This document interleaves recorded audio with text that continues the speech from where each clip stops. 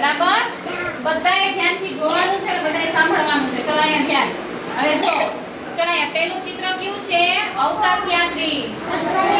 જો અહીંયા મારી આંગળી છે અહીંયા. આને શું કહેવાય? અવકાશ યાત્રી. અહીંયા ધ્યાન. આને શું કહેવાય? અવકાશ યાત્રી. અવકાશ યાત્રી કોણ હોય? તો કે અવકાશમાં જાય. શેમાં જાય? ચલો પછી આ જો આ ભાઈના હાથમાં કાતર છે, દાંતિયો છે. પછી બીજા ભાઈના શું કરે છે? વાળ કાપે છે. આને શું કહેવાય? વાળંદ. આને શું કહેવાય? વાળંદ. શું કહેવાય? પછી જો આ ભાઈના હાથમાં બેગ છે, કોટ પહેર્યો છે, બરાબર? તો ઈ ક્યાં જાય છે? દુકાને. એને શું કહેવાય? વેપારી.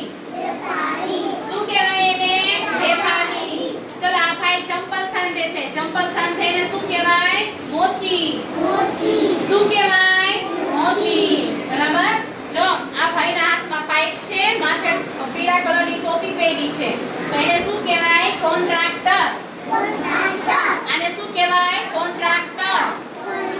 પછી જો આ ભાઈના હાથમાં કેક છે. કેક છે.